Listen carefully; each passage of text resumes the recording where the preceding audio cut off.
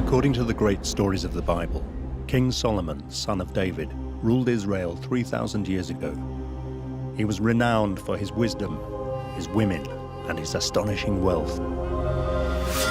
King Solomon surpassed all the kings on the earth in wealth and wisdom. And when the rich, powerful, and exotic Queen of Sheba visited King Solomon, she brought him gifts from the mystical land of Ophir. And she came to Jerusalem with a very great train, with camels that bear spices, and very much gold.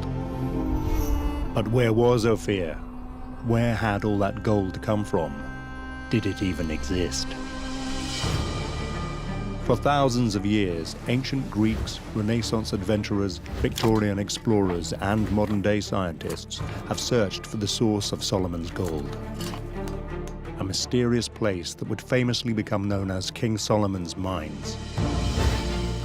This is the story of one man who really believed he had found them. And he did find something, but it was not what he expected.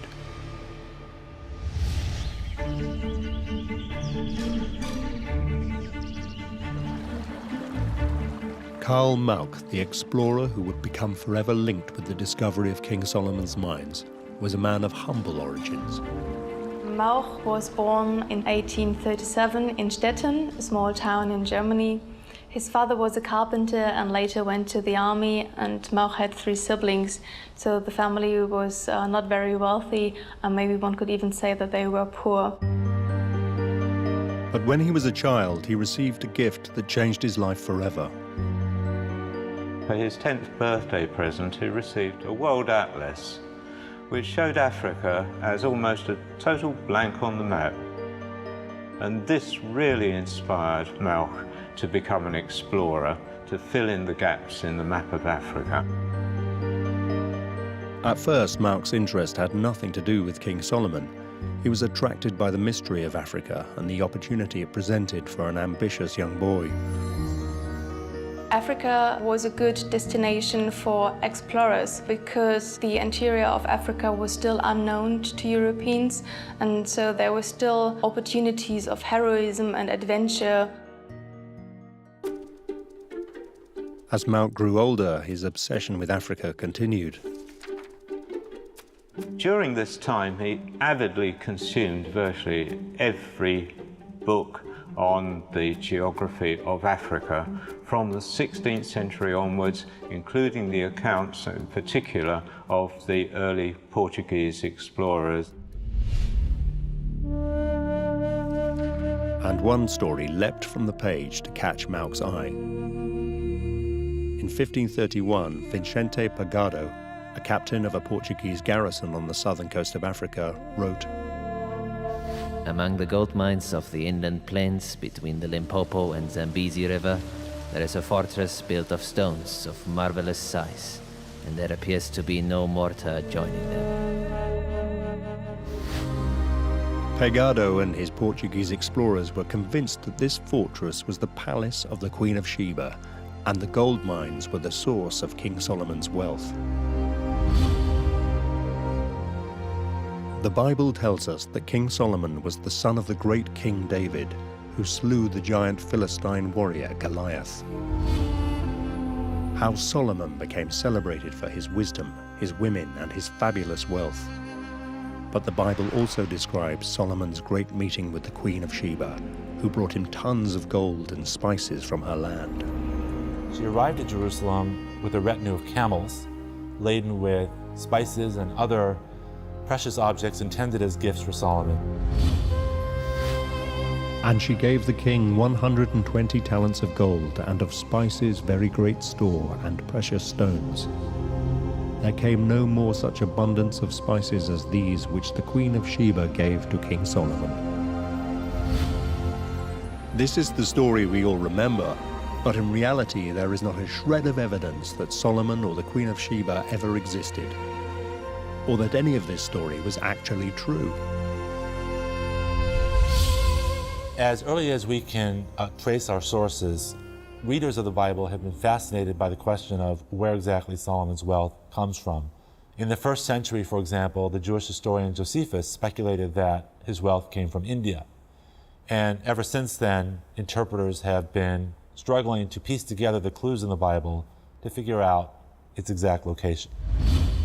The Bible offers some intriguing clues about the source of Solomon's wealth. It tells us, for example, that Solomon had to dispatch ships in order to retrieve this wealth. Solomon's ships traveled to a place called Ophir, and also mention a place called Tarshish. For the king had at sea the navy of Tarshish with the navy of Hiram. Once in 3 years the navy of Tarshish bringing in gold and silver, ivory and apes and peacocks. No one knows the exact meaning of the words Ophir and Tarshish. Ophir is often associated with gold. Tarshish, some scholars believe, actually refers to a kind of ship meant for traveling long distances. The location of these places is unknown. But Mauk had discovered an important clue. Vicente Pagado, the Portuguese captain who described the fortress of marvelous size, was based in Sofala on the southern coast of Africa. The Europeans who were looking for Solomon's wealth were not usually reading the Hebrew Bible. They were usually reading the Greek or Latin translation of the Bible. And in the Greek translation of the Bible, the word Ophir actually has an S appearing at the beginning of the word, spelling Sophia. So when the Portuguese arrived on the coast of Africa at a port town called Sofala, they made a linguistic connection between the name of that port town and the Greek biblical word for Ophir or Sophia, believing that to be evidence that they had found the source of Solomon's wealth. So could Sofala be Ophir? Mauk started digging for further evidence. And again, it was the Portuguese accounts that provided more clues. A Portuguese sailor by the name of Thomas Lopez arrived at the port town of Sofala in southern Africa in 1502.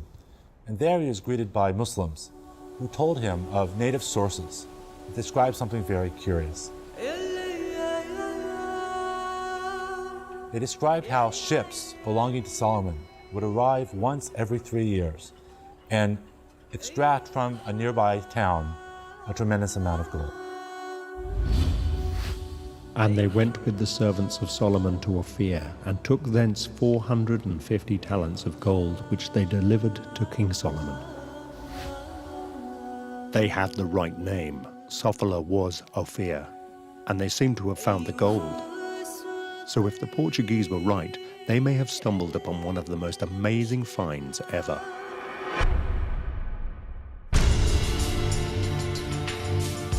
Mauk was certain he had cracked it.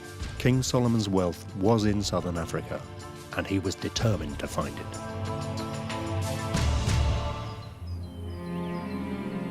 But he realized that he was woefully underqualified. So for the next 11 years, he devoted his entire life to getting ready for his Africa expedition.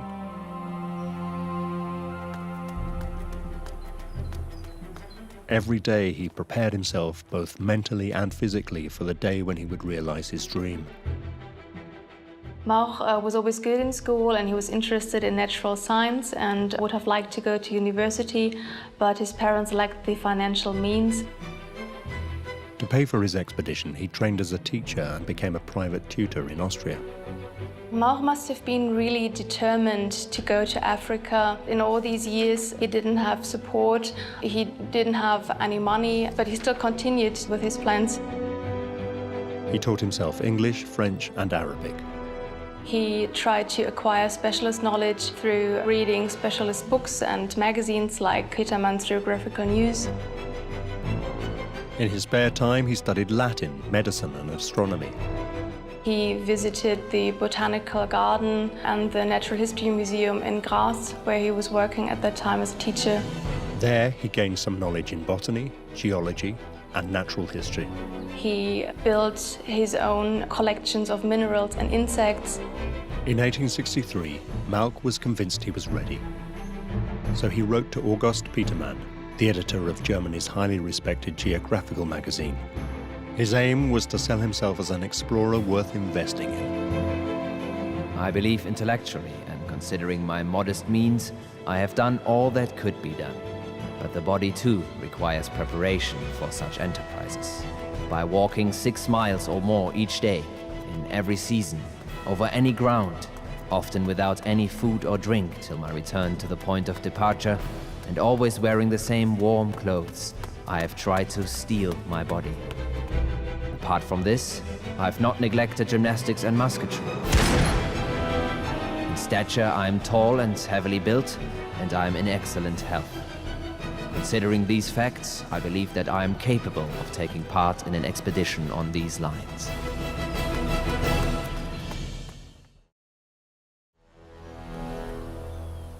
Mauch's letter received an immediate reply from the magazine's editor.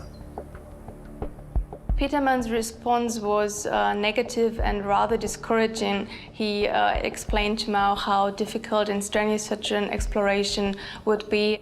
But he proposed that if Mauch should actually manage to get to Africa, he would consider publishing letters or reports. Despite Petermann's rejection, at the age of 26, after 11 years of preparation, Mauch was ready to go. But Mauch decided to spend a few months researching in London before he actually went to South Africa.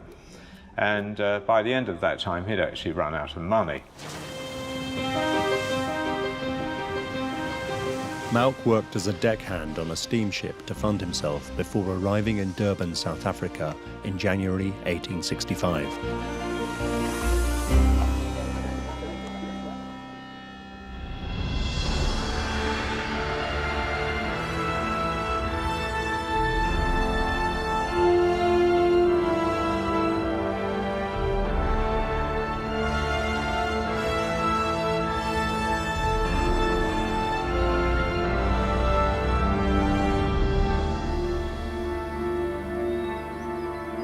His quest could now begin.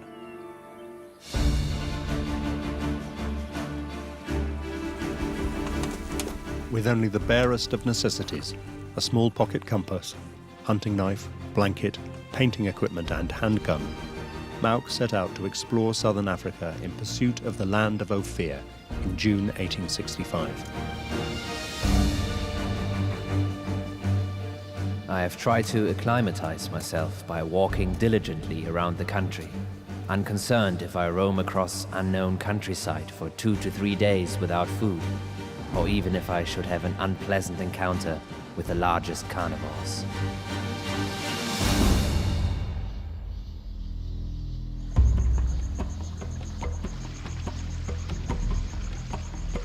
But Mauch soon ran into trouble. Mauch's travels were not at all straightforward. He went through a great deal of suffering, almost to the point of starvation.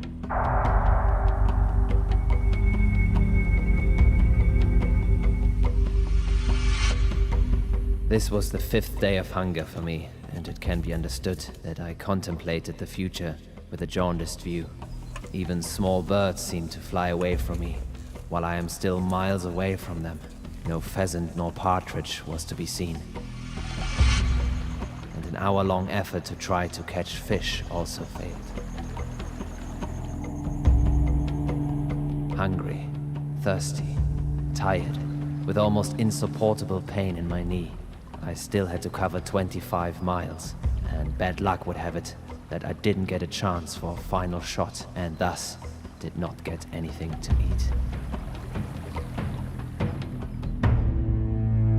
In desperation, Mauch sent a messenger with a letter to August Petermann, the editor of Germany's geographical magazine, to support his African expedition. This time his luck was in. Petermann appealed to his readers to support Mauch. We believed that he had to be helped. He is the only able explorer in the whole of South Africa at the moment. It would appear as a patriotic and scientific duty to support Herr Mauch and not leave him helpless in the far-off interior. Petermann's appeal for support for Mauch and his magazine was successful. Several of his readers donated small sums. As Mauch didn't have any money himself, it was really helpful for him, but in comparison to other explorers, it was still a very small sum. However, these donations did help Mauk continue his exploration of southern Africa for the next 8 years.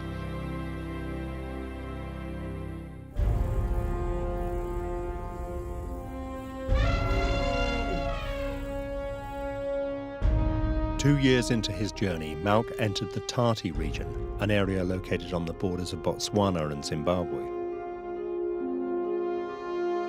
And with the help of the famous British hunter Henry Hartley, Mauk made his first significant discovery.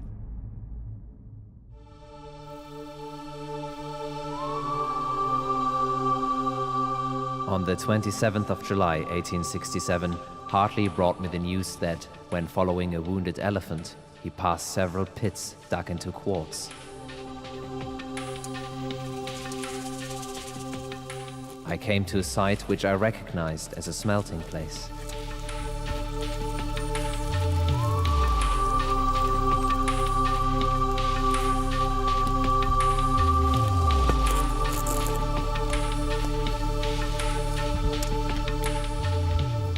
On examining some recent stones, I found gold.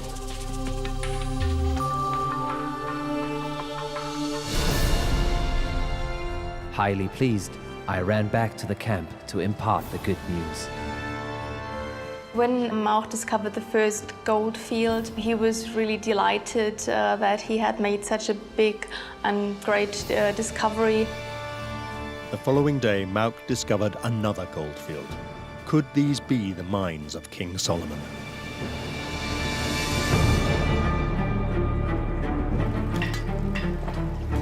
Word of the gold mine spread like wildfire across the southern African plains, prompting one of its earliest gold rushes. As newspapers headlined his great discovery, Germany's geographical magazine believed Mauk was onto something much bigger. Concerning the gold fields discovered by Mauk, it is not improbable that they are identical with the Ophir of the Bible and with the places from which Solomon obtained his wealth in gold.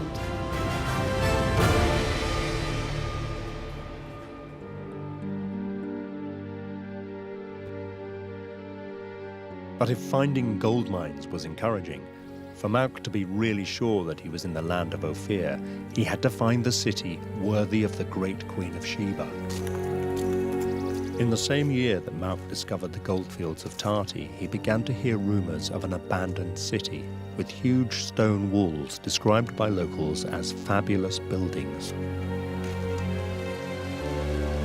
Mauk was told that the city lay in the mountainous country between the two largest rivers in southern Africa, the Zambezi and the Limpopo.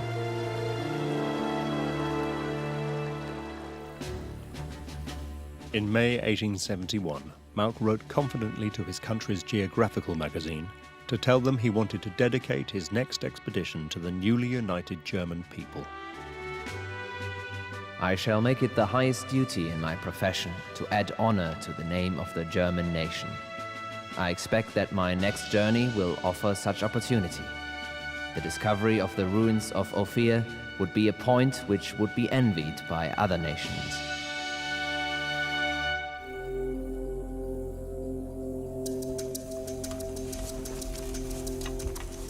For the next 3 years, Mauk searched for the ruins.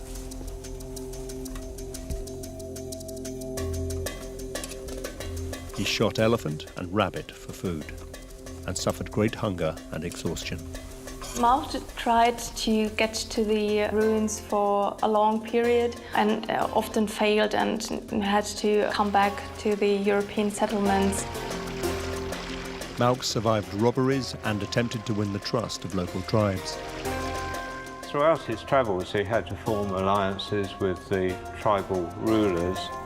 He feared the native people around him. He thought that they might even kill him.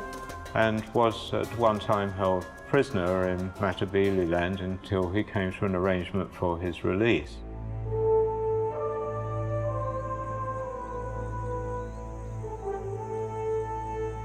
But eventually, local Karanga tribesmen brought him face to face with the magnificent walled city.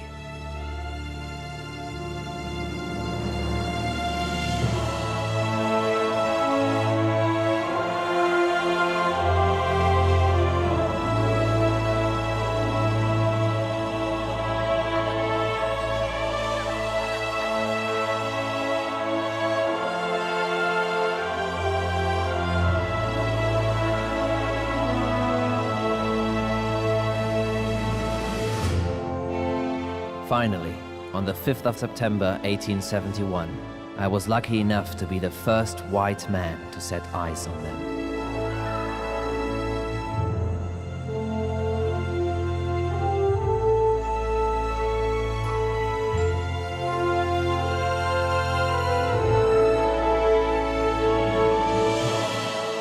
The ruins represent a mighty fortress, consisting of two parts, of which one, on a mountain of about 400 feet with very large boulders, is separated by a narrow little valley from the second, which stands on a slight rise.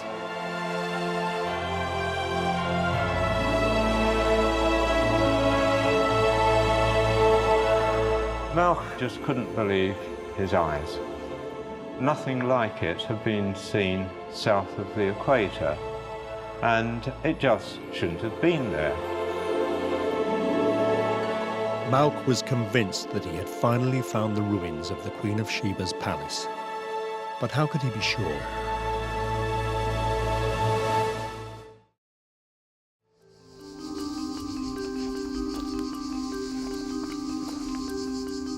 Malch set about examining the structure of the ruins and found that the walls were built of stone without any mortar.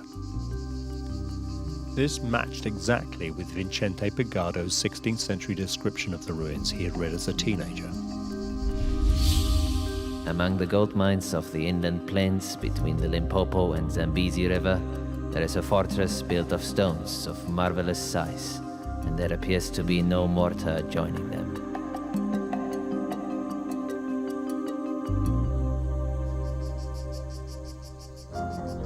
Malch's next step was to work out who had created it. He couldn't believe that such a structure could have been built by native Africans. Malch's view was supported by the local tribesmen. I have learned from the local inhabitants that they themselves have lived here for only 40 years and that the region was quite uninhabited before that time.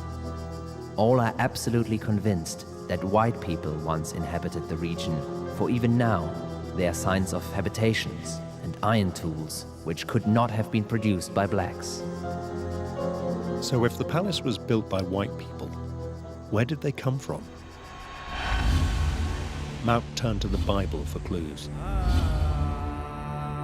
There is no description of Ophir in the Bible, but there is a description of the building of King Solomon's legendary temple. And the king commanded, and they brought great stones, costly stones, and hewed stones to lay the foundation of the house. As he looked at the structures that comprise the Great Zimbabwe, he noticed a resemblance to the Temple of Solomon as it's described in the Bible, and to other structures that archaeologists were only then beginning to learn about. Malch considered it likely that the palace was built by an ancient people called the Phoenicians.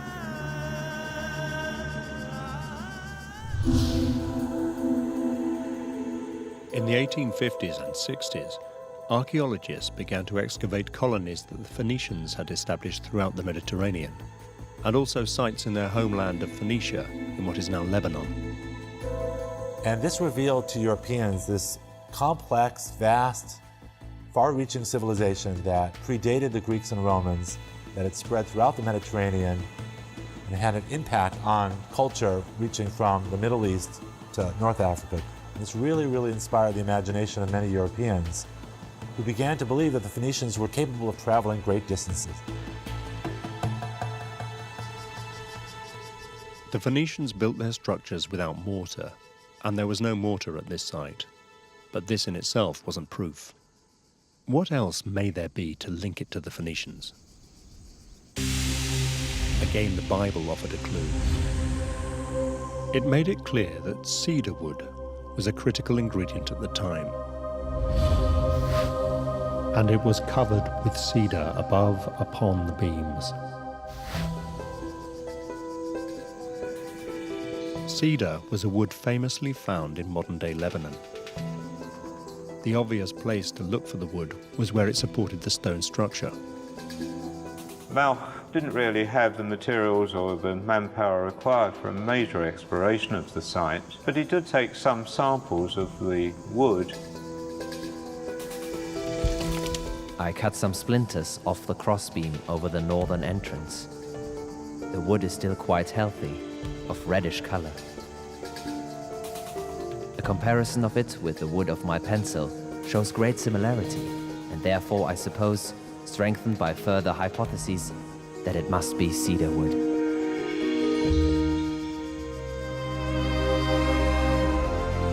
Convinced that the cedar trees didn't exist on the lower Zambezi, Malk was sure that it must have been brought there by Solomon's Phoenician builders from Lebanon.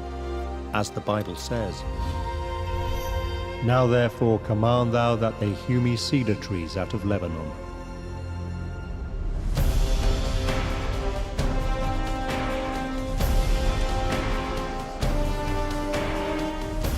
Suddenly it all came together for Malk. Here was a city that no African could have built. It was constructed by Phoenicians in the same style as King Solomon's temple in Jerusalem. The Phoenicians used stone without mortar and brought cedar wood from Lebanon to make the supporting beams. And the local name for Sofala is Ophir, like Ophir in the Bible. And to top it all, Malk had also discovered the 2 gold mines, the source of Solomon's wealth. So surely this was it. I believe that I do not err when I suppose that the ruin on the mountain is an imitation of the Solomonic temple on Mount Moriah. The ruin on the plain, a copy of that palace in which the Queen of Sheba dwelled during her visit to Solomon. Besides, they conform best with the well-known Phoenician buildings. Natives and Arabs would have built differently. Even the fact that I could not find a trace of inscriptions anywhere appears to me to confirm the justification of my opinion. For nowhere do we read that Solomon had an inscription of any kind fixed to his temple. I believe Ophir is the present Sofala or Sofara, by which name it is known and pronounced in the interior. For Malk, there could be no doubt. Ophir was not in the Middle East. It was here in southern Africa all the time.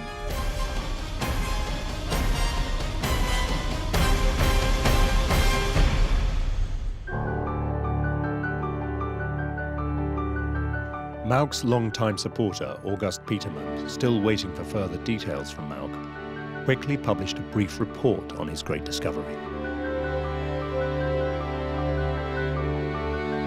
It is already known from newspaper reports that on the 5th of September 1871, Karl Malk discovered the magnificent ruins in the mountainous country between the Limpopo and the Zambezi, about 40 miles inland from Sofala, of which the old Portuguese reports tell, and which were connected with King Solomon's Ophir expeditions in early times.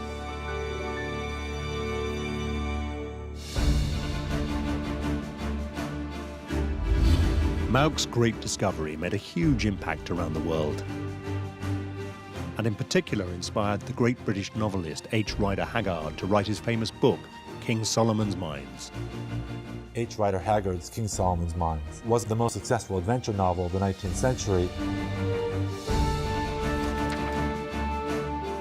Haggard tells the tale of one man's quest into the heart of Africa to discover the legendary King Solomon's Mines.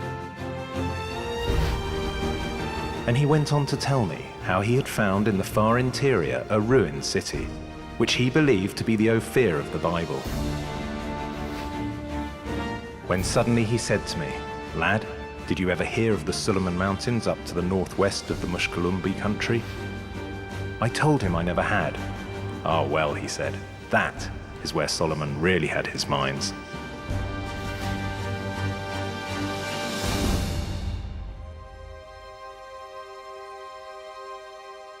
Overnight, the book's title, King Solomon's Mines, a phrase no one had ever used before, entered into popular legend. And that novel was widely read by people in Europe, and it incited their curiosity and motivated other would-be explorers to travel to Africa in search of the gold and wealth that they believed they could find there. Rider Haggard became one of the richest and most successful novelists ever, thanks to Mauch's discovery.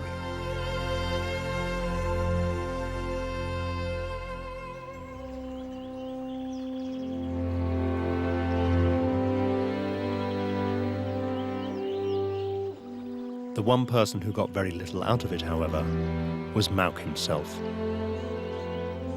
When Mauch came back to Germany, he hoped that he would be rewarded with a position at a natural history museum.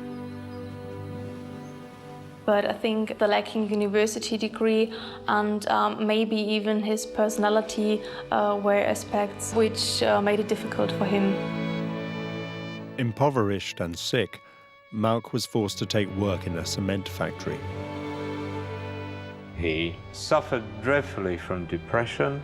He had a liver disease as a result of his African travels. His body was racked with pain continually. And as his neighbor said, he was often drunk because his medicine didn't work anymore, so he was drinking alcohol instead. He spent his last days in a hotel above a railway station near Stuttgart, sleeping on the 3rd floor. He slept in an armchair next to an open window, and one night fell from the window. His neighbor found him just in the early morning and brought him to the hospital in Stuttgart. His spine was broken and both his legs were paralyzed. 37-year-old Karl Mauch died in hospital a few days later on the 4th of April 1875. It is uncertain whether his death was accidental or self-inflicted.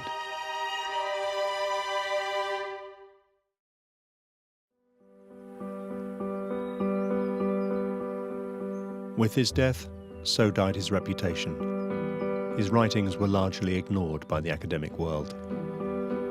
Mauch's discoveries went virtually unrecognized at the time. They were published in a mere 52 pages in August Petermann's journals, and if you couldn't read German, you would never have noticed them. And it wasn't until 1960 that his journals were actually published in full form. But at least thanks to Mauch, King Solomon's mines seem to have been discovered. And for many years, people believed that the ruin in southern Africa was the site. But at the start of the 20th century, even this legacy was challenged. Now a new generation of explorers emerged, and they were very different. Gone were the days of romance and biblical literalism. This was a time for archaeology and science. Biblical archaeology really started in the mid-1800s when we had mostly theologians, religious figures, going out and trying to confirm people and places and events in the Bible. As time went on, these early geographers and theologians are replaced by professional archaeologists. One of these new professionals was British-born David Randall McIver, famous for his scientific approach to archaeology.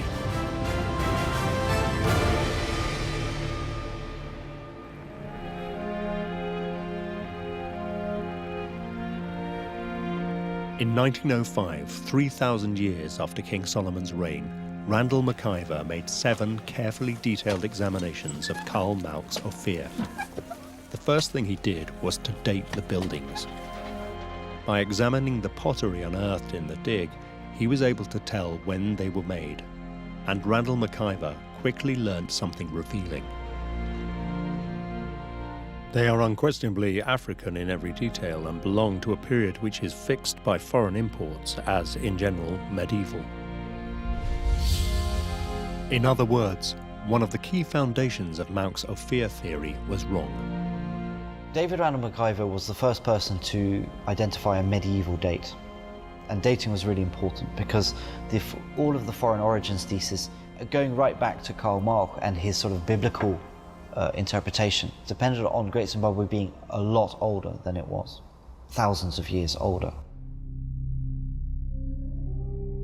The Great Zimbabwe ruins were not built by an ancient and vanished white civilization as was currently believed, but were of purely African origin and that they dated from about the 14th century. A second of his key findings would also be challenged. Malk was convinced that the structures had been built by Phoenicians with wood and stone brought from Lebanon. Randall McIver assessed and dismissed his interpretations as incredulous and found no such evidence whatsoever. David Randall McIver said, look, everything I've found here is identical to local African materials, remains, and so on. And he just said, well, that clearly means it must be African. There is no sort of layer underneath.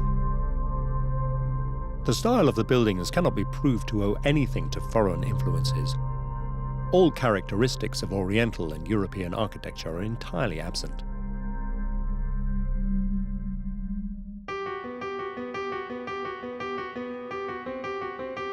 Following in Randall McIver's footsteps, the formidable British archaeologist Gertrude Caton Thompson led the first all-female excavation of the ruins in 1929 and made the next assault on Malk's theory of Ophir. Gertrude Caton Thompson was sent over by the British Association in order to kind of provide a final answer. Caton Thompson dug deeper in scale than anybody else before her. She sunk 6 trenches into the ground around the main buildings and excavated in areas undisturbed by previous visitors. When she had finished dating the site, she declared, "Examination of all the existing evidence gathered from every quarter still can produce not one single item that is not in accordance with the claim of a medieval date. If by indigenous we mean an origin born of the country on which they stand, then the ruins are, in my opinion, indigenous in a full sense of the term." In the early days of archaeology, claims by amateurs, by explorers, could stand for decades before somebody would actually come in and test what they had said and either prove or disprove. So it was a matter of 30 or 40 years before the archaeologists came in and really started excavating and said, yes, this is connected with King Solomon's mines, or no, it isn't. And in the case of that city, the answer was no, it's not. Your claim is wrong. So everything Malk had said about the ruins was wrong, even down to the piece of wood he had taken from one of the supporting beams. It had not come from the cedar trees in Lebanon, but was in fact a local African sandalwood. Malk's scientific techniques were much more primitive than those used today. So for example, to identify the wood that was used in the structures he found at the Great Zimbabwe, he didn't rely on some elaborate chemical analysis. Instead, he simply looked at the wood and compared it to the wood he was using in his own pencil. And of course there was another factor. Malk was a product of the Victorian age, which had very different views on black Africa. Malk was convinced that Great Zimbabwe must have been built by white builders, and the idea that it could have been built by an African people didn't come to his mind, which goes along with the European thinking at that time that the African indigenous population was a naturalistic, uncivilized people without a history and without a civilized culture. So believing that Great Zimbabwe might have been built by an African people would have meant a contradiction to this firmly established view. So does all this mean that Karl Malk's quest turned out to be worthless? In a strange sort of way, no. Because while Malk's conclusions were ridiculed, his discovery of the ancient city in 1871 has turned out to be one of the most important archaeological finds in all of Africa.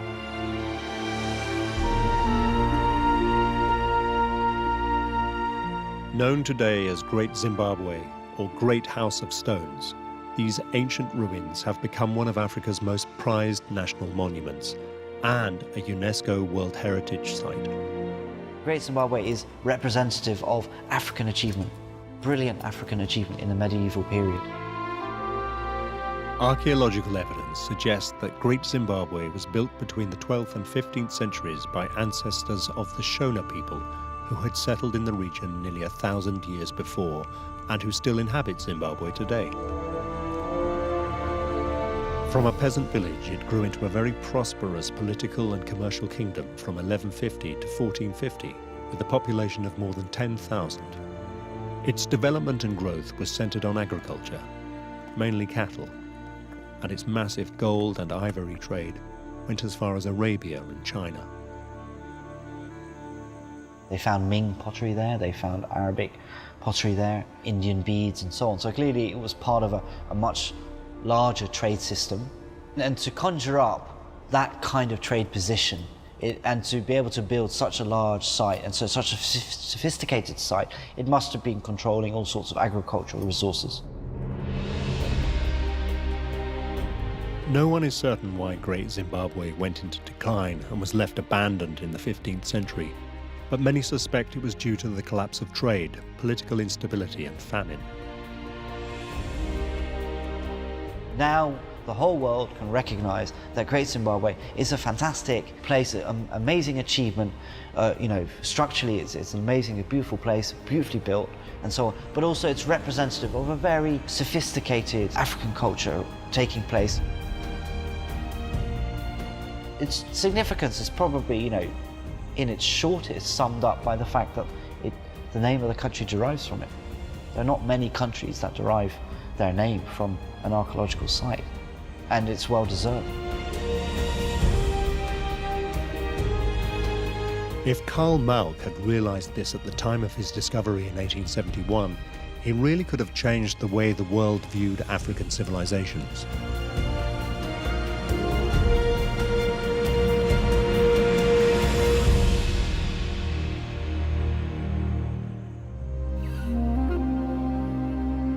But of course there is another question.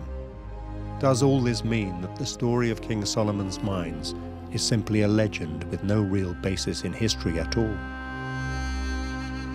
The Bible doesn't actually mention King Solomon's mines. It mentions the wealth of Solomon, along with wisdom and women, the 3 W's.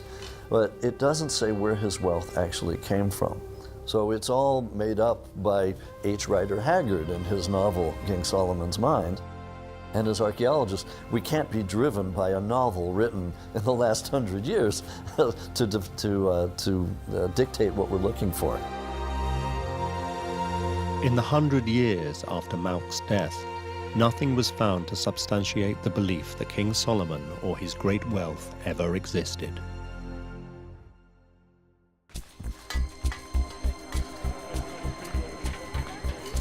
But recently, little by little, modern scientific archaeologists are finding some evidence.